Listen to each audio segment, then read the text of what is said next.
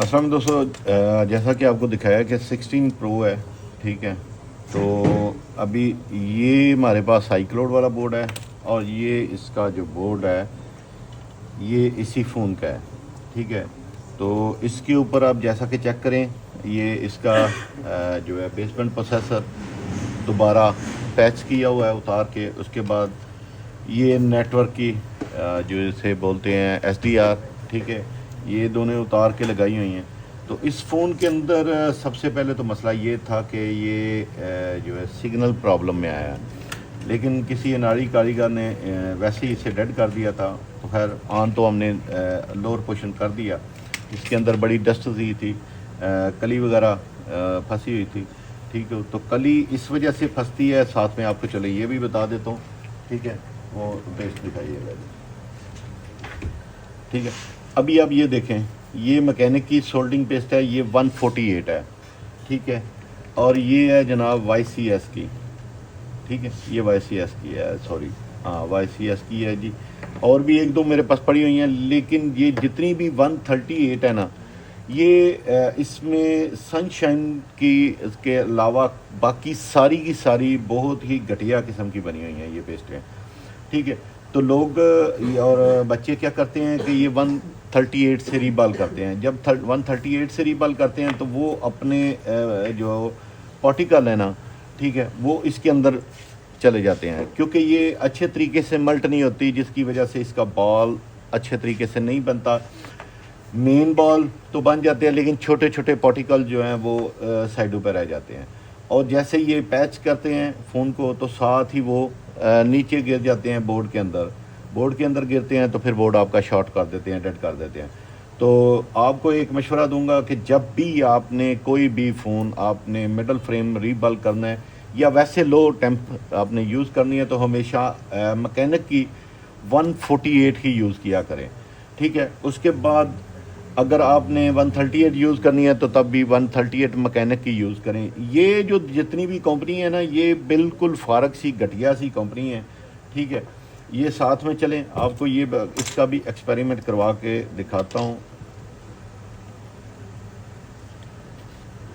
ये देखिएगा,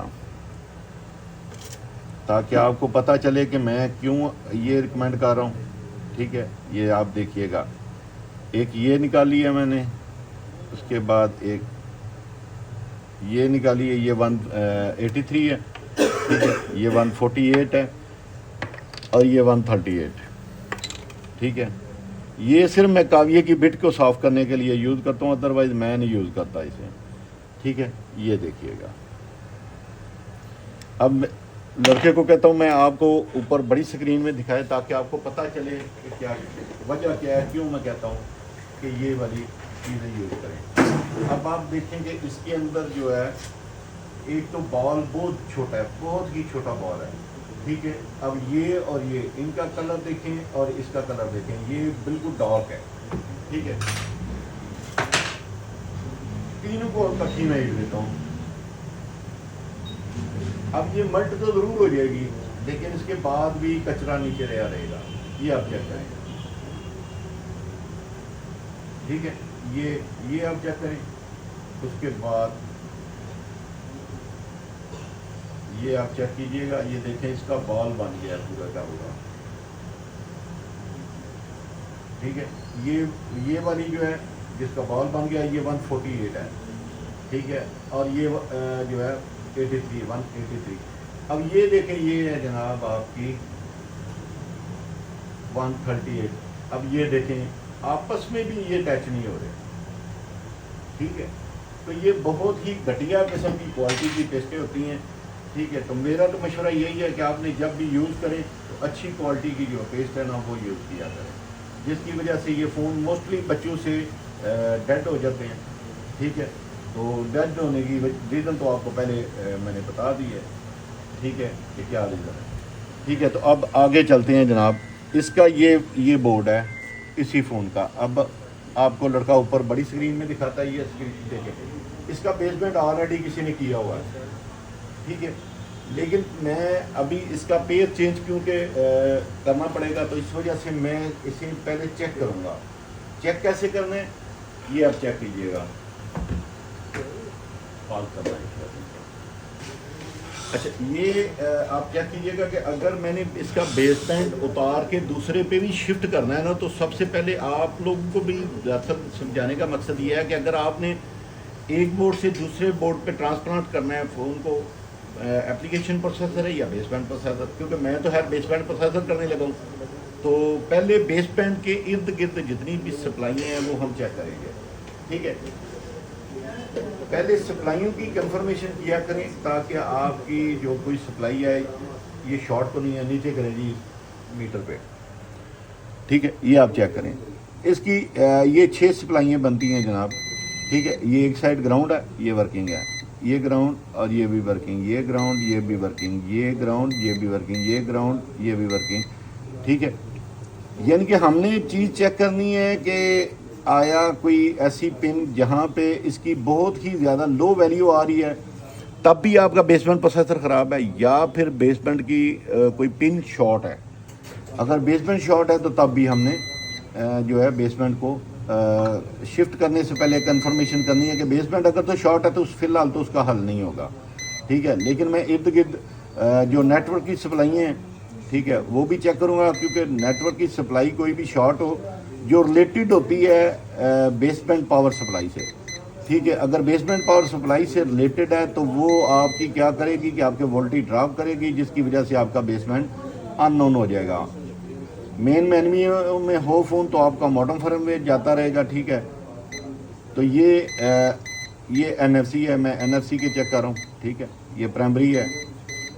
ठीक है, तो ये NFC की भी सप्लाई में चेक कर रहा हूँ ताकि एहतियातन जो है ना हमें एक्सेस मिल सके, ताकि हमने करना है इसे ट्रांसप्लांट करें या ना करें। ठीक है, तो एक मरतबा ये 3G और 4G की हब्बों की सप्लाई है, तो ये भी चेक कर लेते हैं। जो छोटे वोल्ट हैं जिसमें 1.2 हो गया, 1.5 हो गया, 1.8 हो गया, 1.1 हो गया, ठीक है, तो वो सप्लाइयाँ इनके अंदर आती हैं बेसबैंड पावर सप्लाई से। अगर वो भी शॉर्ट है ना तो तब भी आपका बेसबैंड अननोन हो जाता है। ठीक है, तो ये मैंने फ़िलहाल चेक कर लिया है कि बेसबैंड फ़िलहाल जो है शॉर्ट नहीं है। तो मैं सबसे पहले बेसबैंड उतारता हूँ, उतार के कंफर्म करूँगा कि बेसबैंड के नीचे कोई इन्फेक्शन तो नहीं है।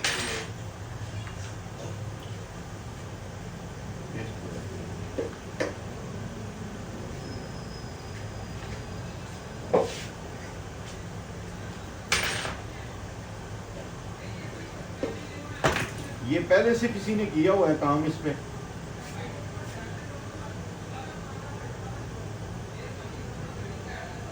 ठीक है जी, ये आप क्या करें, ये तकरीबन नज़र आने में तो फिलहाल इसके पैड्स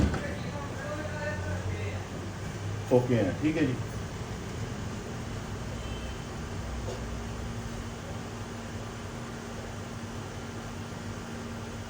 शाम टाइम इस तरह होता है कि विक मारते हुए साइडों पे कट आ जाता है, तो कट को भी हमने चेक करना है कि कोई ये ना हो कि ट्रैक मिसिंग हो, एक साइड से दूसरी साइड पे सप्लाई जा रही होती है। ठीक है, तो सम टाइम वो डिस्कनेक्ट होती है, तो वो भी हमने करनी है। ठीक है, तो ये हमारा बेसबैंड मैंने उतार दिया है। ठीक है, ये हमने रख दी है। अब ये जो हमारा दूसरा फ़ोन है उसका लगाने लगा।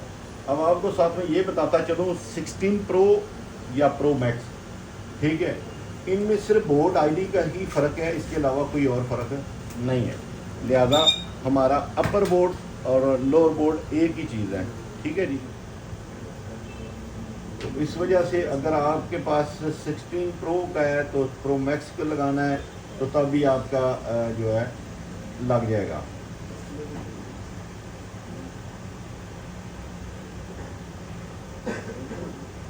तो ये जो बोर्ड मैंने निकाला है ये तो है हाई क्लोड का है। ठीक है, जो कि 110% ओके है, लेकिन इसे लगाते हुए फिर भी हमें बड़ी एहतियात करनी होती है। सम टाइम इर्द गिर्द जो कैपेसिटर वगैरह लगे हुए हैं वो नीचे से आपस में भी शॉर्ट हो जाते हैं। ठीक है जी, तो ये बड़ी एहतियात करनी पड़ती है, एहतियात से ही काम करना है आपने।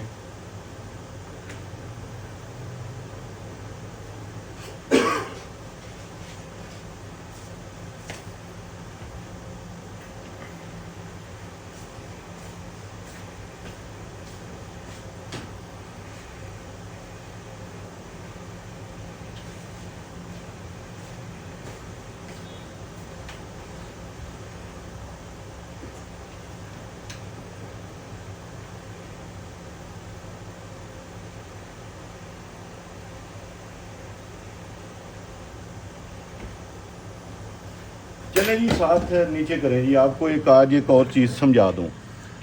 कुछ लोगों के पास एक बोर्ड के अंदर एक प्रॉब्लम आ जाती है, वो ये, इसमें दो किस्म की वजह से आ सकती है। एक तो ज़्यादा हीट करने की वजह से, दूसरा जो है ना आपका जो बोर्ड फिक्चर है ना इसकी वजह से भी।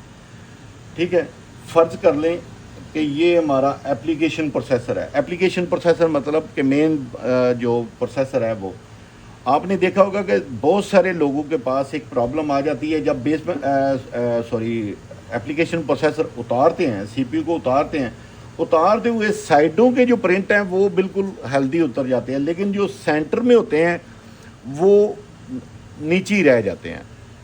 ठीक है, तो नीचे रहने की दो ही रीज़न होती हैं। एक तो बहुत ही घटिया तरीके से हीट अप, पहले जो किसी मैकेनिक ने काम किया हो उसकी वजह से हीट अप ज़्यादा हो तब भी ये प्रॉब्लम हो सकती है, या फिर ड्रॉप होने की वजह से ना होने के बराबर ये प्रॉब्लम आ सकती है। लेकिन जो मेन प्रॉब्लम है ये मैं गारंटी से श्योर कहता हूँ कि ये बहुत से मैकेनिक हैं जिन्हें नहीं पता कि होता क्या है, कैसे वो डैमेज होती है।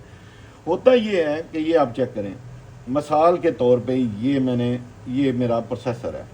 ठीक है, तो ये बोर्ड जैसे ही मैं इस बोर्ड को मैंने मज़ीद tight tight tight tight tight करते करते ज़्यादा टाइट कर दूंगा, साइडों पे फोर्स ज़्यादा लगेगी। जब फोर्स ज़्यादा लगेगी ना, तो जैसे ही आप हार्ड गन यूज़ करेंगे ना, तो देखें आप एक एग्जांपल गुब्बारा ले लें, गुब्बारे को साइडों से प्रेस करेंगे ना तो वो ऊपर नीचे निकल जाएगा।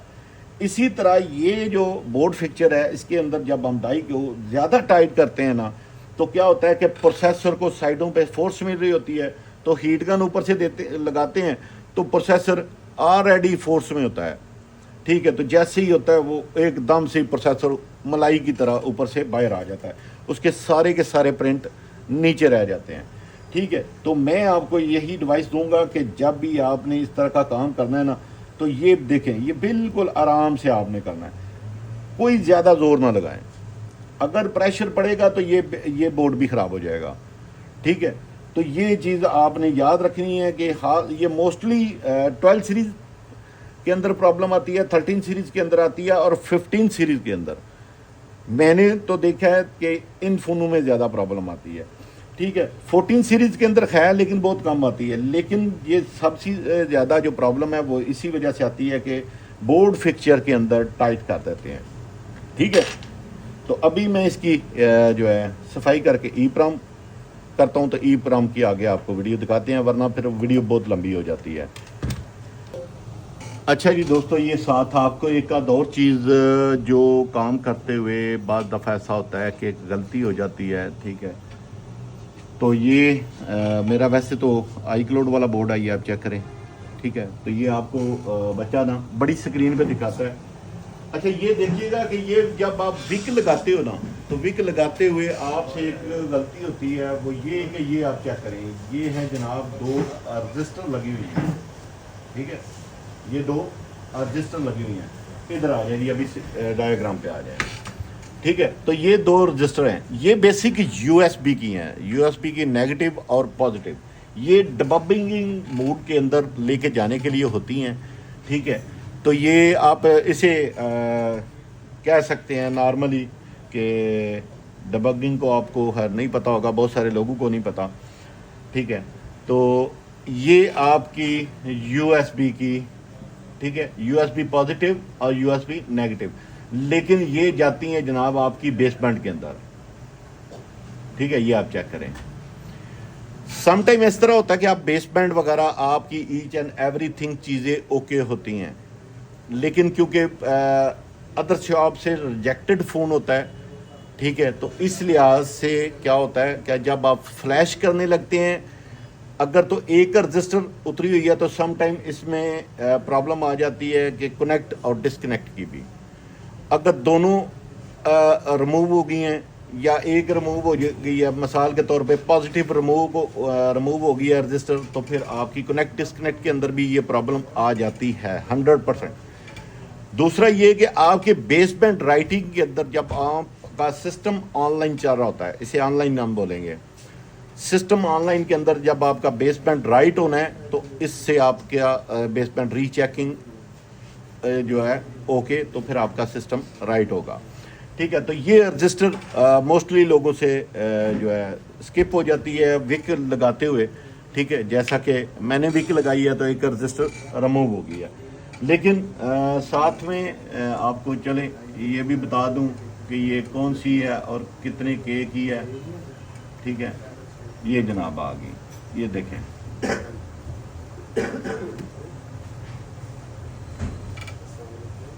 ठीक है, ये 0 ओम की है जी, 0 है। ठीक है, तो अगर ये आपसे रिमूव हो गया तो आपने जंपर ज़रूर, बेशक जंपर अप्लाई कर सकते हैं, जंपर लगा लें तब भी आपका काम हो जाएगा। ठीक है, अगर नहीं है तो फिर 0 ओम की जो है आपकी रजिस्टर वो लगा के आपका काम चल जाएगा। लेकिन ये एक छोटी सी एहतियात थी, वो आपको बताइए, क्योंकि मैंने आगे काम करना है तो सिस्टम काम करते करते तो फिर वीडियो भी लंबी हो जाती है। ठीक है, तो शॉर्ट सी कोशिश होती है बनाने की वीडियो, और साथ में आपको जो गलतियाँ होती हैं वो क्लियर करवाता चलो। ठीक है, तो ये हमारी रजिस्टर देखें, ये एक लगी हुई है, ये नेगेटिव वाली डिसकनेक्टेड है, तो जिसकी वजह से ये जो है ना सम टाइम ऐसा होता है कि आपका फ़ोन चार्जिंग बिल्कुल ओके करता है लेकिन सिस्टम के साथ कनेक्ट नहीं होता, यानी कि आपका पीसी के साथ कनेक्ट नहीं होता। तो फिर आपने यही दोनों रजिस्टर जो है आपने चेक करनी होती हैं। ये मोस्टली ड्रॉप होने की वजह से या विक लगाने की वजह से आपसे रिमूव हो जाती है। ठीक है, तो अभी मैं रजिस्टर लगा के तो इसके बाद ये प्राइमरी। अच्छा, ये आप चेक करें, ये 15 की है बोर्ड। ठीक है, तो ये चेक करें। अब होता ये है कि इन जगहों पे ना, इन जगहों पे ये जो जगह हैं, ठीक है, यहाँ से पे जो है ना आपकी कली जो है ना वो अंदर चली जाती है। ठीक है, एक तो ये रीज़न हो सकती है। दूसरी रीज़न ये हो सकती है कि अगर आप पावर को प्रोटेक्ट नहीं ना किया, साइड पे जो कंपोनेंट लगे हुए हैं, तो आपने पावर आईसी लगा के उस टाइम तो ऑन हो गया, लेकिन क्या होता है कि ये जो साइडों पे आपकी कॉइल्स वगैरह लगी हुई हैं ना, बक कॉइलें, तो ये अगर लूज़ हो गई है, ये शॉर्ट हो गई है, तब भी आपकी यही प्रॉब्लम आएगी। ठीक है, उसके बाद आपने क्या करना है कि इसकी बैक साइड पे चेक करें, ये जो है अपना मेमोरी चिप ना डिस्कनेक्ट हो गई हो, क्योंकि इनके अंदर बड़ा ज़्यादा इन्फेक्शन है। 14 सीरीज़ 15 सीरीज़ के अंदर तो ये बहुत ज़्यादा है, और जो अमेरिकन है वो तो बहुत ही ज़्यादा है। ठीक है, ये चेक करके तो फिर मुझे बताएं जी। तो दोस्तों ये आप चेक करें, ये मैंने 13 और 14 वाली डिवाइस लगाई है EEPROM रीड करने के लिए। साथ में ये आप चेक करें, मैंने इसके अंदर जो है ना SCL SDA 1.8 वोल्ट और ग्राउंड, ये 4 तारें लगाई हैं। इसकी EEPROM यहाँ पे है। ठीक है, तो यहाँ पे आ जाते हैं। ठीक है, तो ये आपको पता है कि बेसबैंड प्रोसेसर 14 और 15 एक ही है, तकरीबन आगे 16 भी एक ही है। तो ठीक है, तो ये रही हमारी अपना ये SCL और ये SDA। ठीक है, उसके बाद हमने वोल्ट दिए हैं जनाब यहाँ पे 1.8 वोल्ट। ठीक है, ये आप चेक करें, यहाँ पे हमने वोल्ट दिए हैं। तो ये उसके बाद ग्राउंड हमने साथ, ग्राउंड कहीं भी आप लगा सकते हैं। उसके बाद हमने क्या किया है जनाब, चलते हैं, ये यहाँ से डिटेक्ट हो गई है। डिटेक्ट करने के बाद हमने जस्ट इसे रीड करना है। ठीक है, ये रीड होगी। रीड करने के बाद हमने सिर्फ इस तरह सेव कर देना है। ठीक है, तो ये मैं आपको बताने का जो मेन मकसद है वो ये है कि कुछ लोगों को क्या करते हैं कि EEPROM को उठाने की कोशिश करते हैं। तो मेरा कहना ये है कि आपके पास किसी भी कंपनी की डिवाइस हो तो आप उसके पिन नोट्स जो जिनके प्रोसेसर बेसबैंड प्रोसेसर नीचे लगे हुए हैं, उनकी पिन आउट EEPROM की बाहर की तरफ भी होती हैं। ठीक है, तो बाहर से आप चारों तारें लगा के तो आप EEPROM को रीड राइट कर सकते हैं ना, क्योंकि असल में होता ये है कि सम टाइम आप ट्यूज़र से पकड़ते हैं तो ये EEPROM डैमेज हो जाती है। ठीक है, तो ये आपकी ये रही। ठीक है जी, ये मैंने पहले से ही रीड कर ली हुई है। अभी मैं वैसे ओपन करके आपको दिखाता हूँ। ये देखें, ये मैंने 16 प्रो ऊपर लिख दिया हुआ है। अब इसी तरीक़ाकार से मैं दूसरी के ऊपर जो है सोल्डिंग करूँगा। सोल्डिंग करके तो इसे 1 क्लिक करके जस्ट इसे डिटेक्ट करूँगा। डिटेक्ट करने के बाद सीधा मैंने ओपन कर देनी है। ओपन करने के बाद इसे 1 क्लिक करेंगे इस तरह। ठीक है, ये ओपन होगी। उसके बाद हमने ये राइट पे क्लिक कर देना है। बस यही काम है, इसके अलावा इसका और कोई काम नहीं है। ठीक है जी, बाकी आगे आपको वीडियो दिखाते हैं जी। तो दोस्तों अभी मैंने ये देखें, ये मैंने प्रोसेसर उतारा है, हालांकि मैंने इसे फिक्स कर दिया था, आप जैसा कि चेक कर सकते हैं। ठीक है, इसका अपर मैंने जो बेसबैंड है वो स्वाइप कर दिया था, लेकिन आपको ये फ़ोन बनना नहीं है, ये तो कंफर्म बात है, लेकिन आपको बताता हूँ कि बनना क्यों नहीं है। ठीक है जी, अब ये देखिएगा, USB BB आर नेगेटिव और USB BB आर पॉजिटिव। ठीक है, तो ये दोनों की दोनों जो है ना, ये बेसबैंड प्रोसेसर से पीछे से, ये देखें, ये पीछे से जब इसके बैक एंड पे गए हैं तो यहाँ से यहाँ तक तो बीप कर रहा है, लेकिन यहाँ पे वैल्यू आनी चाहिए। ठीक है, वैल्यू आने का मतलब कि बेसबैंड कनेक्ट होना चाहिए। अब इस सूरत में भी ये जो USB की पिन है ना, इस वजह से हमारा फ़ोन जो है ना PC के साथ कनेक्ट नहीं था हो रहा। ठीक है, अब क्योंकि इसके अंदर ऑलरेडी बेसबैंड था, बेसबैंड की प्रॉब्लम थी, तो इस वजह से फ़ोन हेलो पे है तो फ्लैश करना ही करना है। लेकिन किसी साहब ने, मेरा ख्याल है कि हीट बहुत ज़्यादा दी हुई है, जिसकी वजह से ये जो है ना, ये दोनों पिनें जो है ना USB की नेगेटिव और पॉजिटिव, ठीक है, तो ये दोनों ही डिस्कनेक्ट हो चुकी हैं, जिसकी वजह से ये जो है ना अभी सॉफ्टवेयर नहीं पकड़ेगा, यानी कि सिस्टम के साथ कनेक्ट ही नहीं होगा। ठीक है, अदर जो है वो लगा के आप चेक करेंगे तो प्रोसेसर तो ये कनेक्ट होता है। ठीक है, तो ये आपकी C टाइप के अंदर आ रही हैं। ठीक है, तो C टाइप आपको पता है कि आगे कम्युनिकेशन USB से है, तो USB जो है यहाँ से बेसबैंड को कनेक्ट ही नहीं कर पा रही, तो जिसकी वजह से ये फ़ोन रिकवरी मोड या वैसे भी PC के साथ कनेक्ट नहीं हो रहा। ठीक है, तो आगे मैं दिखाता हूँ आपको इसकी वैल्यू कि क्या बेसबैंड प्रोसेसर पे आ रही है या नहीं आ रही। ये जी पकड़े,